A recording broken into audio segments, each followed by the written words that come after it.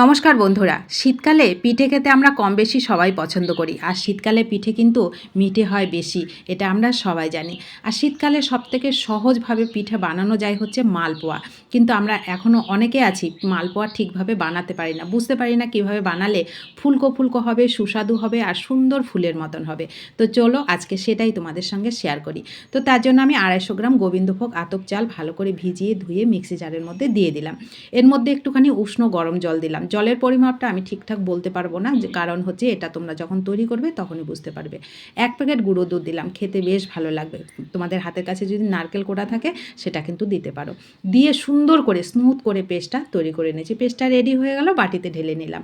এইবার এখানে যতটা তোমরা মিষ্টি খাবে প্রয়োজন মতো মিষ্টিটা দিয়ে দেবে, স্বাদ মতন একটুখানি লবণ, আর হচ্ছে এখানে 2 চামচ মতন ময়দা দিলাম। ময়দাটা দেওয়ার জন্য খুব সুন্দর একটা সফট হবে, ফুলকো হবে, খেতে ভালো লাগবে। তো এইবার আমি চিনিটা তোমরা কিন্তু মিক্সি জারের মধ্যে চাল যখন পেস্ট করবে তখনও দিয়ে দিতে পারো, আবার এখনও দিতে পারো, যেটা তোমাদের পছন্দের। কারণ এখন যেহেতু আমি অনেক টাইম ধরে এটাকে সুন্দর করে স্মুথ করে ফেটাবো, তার জন্য চিনিটা আমি এখন দিলাম। চিনির পরিমাপটাও সম্পূর্ণ তোমাদের স্বাদের উপর, তোমরা যেমন মিষ্টি খাবে সেরকমই দেবে। আমি 250 গ্রাম চালের গুঁড়োর সাথে এখানে আমি দিলাম 3 থেকে 4 চামচ চিনি। তো দেখো একটু সময় নিয়ে 6 থেকে 7 মিনিট ধরে আমি এটাকে সুন্দর করে এইভাবে একটা হাতা দিয়ে, যেই হাতাটা দিয়ে করব সেই হাতাটা দিয়ে ভালো করে এটাকে আমি ফেটাবো। এটা যত সুন্দর ফেটানো হবে তত সুন্দর পিঠেগুলো কিন্তু সফট হবে, ফুলকো হবে এবং সুন্দর হবে।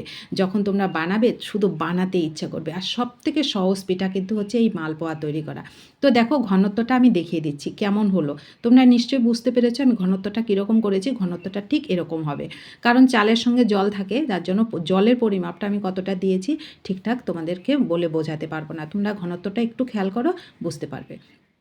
তো ব্যাস আমি ঘনত্বটা তোমাদের দেখিয়ে দিলাম। একটু সময় নিয়ে কিন্তু অবশ্যই এই ব্যাটারটা ফেটাবে। তো ফেটানো রেডি হয়ে গেলে এদিকে দেখো আমি তেলটাও কিন্তু গরম করে নিয়েছি, গ্যাসটা অন করে। প্রথমে একটা ছোট্ট করে দিলাম, দেখো কি সুন্দর ফুলের মতন হয়েছে। আর প্রত্যেকটা মালপোয়া একদম ফুলকো বলের মতন হবে, আর সাইডটা এরকম সুন্দর ফুলের মতন হবে।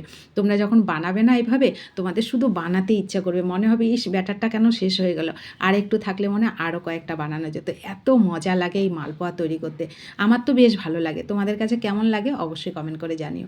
তো দেখো প্রত্যেকটা মালপোয়া আমি তোমাদের কয়েকটা দেখিয়ে দিচ্ছি, মানে কীরকম ফুলকো হচ্ছে। প্রত্যেকটা মালপোয়া একই রকম হবে, একটা ফুলবে না এরকম কিচ্ছু হবে না। কিন্তু তোমরা যারা এখনও জানো না, আমি বলবো এই সহজ একেবারে সুন্দর লোভনীয় রেসিপিটা আজকে দেখে অবশ্যই তৈরি করে খেয়েও দেখবে, অনেক মজা পাবে। আর মালপোয়া খেতে আমরা কম বেশি সবাই কিন্তু ভীষণ পছন্দ করি। দেখো প্রত্যেকটা মালপোয়া কীরকম সুন্দর হচ্ছে, একদম সাইডটা ফুলের মতন হচ্ছে, আর প্রত্যেকটা মালপোয়া একেবারে ফুলকো বলের মতন হয়ে ফুলছে। যখন বানানো হয় মনে হয় শুধু বানাতেই থাকে, আমার তো বেশ ভালো লাগে। তো দেখো আমি কয়েকটা তোমাদেরকে দেখিয়ে দিলাম কীরকম ফুলকো হয়েছে। একে একে সব মালপোয়াগুলো আমি তৈরি করে নেব। আবারও বলছি বন্ধুরা, যারা জানো তারা তো জানোই, যারা জানো না মালপোয়া তৈরি করতে, আমি বলবো এই সব থেকে সহজ রেসিপিটা এইভাবে আমি যেভাবে করেছি এইভাবে দেখে তোমরা তৈরি করে খেয়েও দেখবে, অনেক মজা পাবে। দেখো কি সুন্দর ফুলকো ফুলকো হচ্ছে, দেখলে শুধু দেখতে ইচ্ছা করে, আর যখন বানাই শুধু বানাতে ইচ্ছা করে। আমার তো বেশ ভালো লাগে মালপোয়া তৈরি করতে। যদিও খুব সহজ একটা রেসিপি, কিন্তু আমরা এখনও অনেকে কিন্তু জানি না মালপোয়া সঠিকভাবে কীভাবে তৈরি করতে হয়। চাল ভিজিয়ে তোমরা তৈরি করবে, দেখবে খুব সুন্দর তৈরি হবে। আর যদি চাল ভেজানো ছাড়া গুঁড়ো চাল দিয়ে চালের গুঁড়ো দিয়ে করো, সেক্ষেত্রে কিন্তু শুকনো চালের গুঁড়ো হলে একটুখানি ভিজিয়ে রেখে দেবে, আর অনেক সময় ধরে এটাকে স্মুথ করে কিন্তু ব্যাটারটা রেডি করবে, তবেই মালপোয়াগুলো এরকম সুন্দর হবে। তো দেখো প্রত্যেকটা মালপোয়া একে একে আমার রেডি হয়ে গেল। কি সুন্দর লাগছে না, একদম ফুলের মতন সাইডটা, আর একেবারে সাদা ধপধপে করে আমি মালপোয়াগুলোকে রেডি করেছি। তোমরা যদি একটু ব্রাউন কালার খেতে চাও সেক্ষেত্রে ব্রাউন কালারও করবে। এইগুলো একদিন রেখে দিলেও ঠিক এরকম ফুলকো বলের মতন হয়ে থাকে। এটা কিন্তু চিপসেও যায় না, কোনো রকম কোনো হেরফের হয় না, স্বাদের তো হেরফের হয়ই না। তো হাতের কাছে নারকেল কোড়াটা থাকলে অবশ্যই দেওয়ার চেষ্টা করবে, সেটা দিলে আরও বেশি ভালো লাগবে। কেমন লাগলো তোমাদের কাছে এই সহজ সুন্দর লোভনীয় রেসিপিটা? আশা করি ভালো লেগেছে। ভালো লাগলে অবশ্যই বাড়িতে তৈরি করে খাবে, তোমাদের প্রিয়জনদের সঙ্গে শেয়ার করবে। নতুন বন্ধু হলে ভালোবাসা দিয়ে আমার পাশে থাকবে। আর যে সকল বন্ধুরা সবসময় আমার পাশে আছো তাদেরকে তোমার অসংখ্য অসংখ্য ধন্যবাদ ও ভালোবাসা।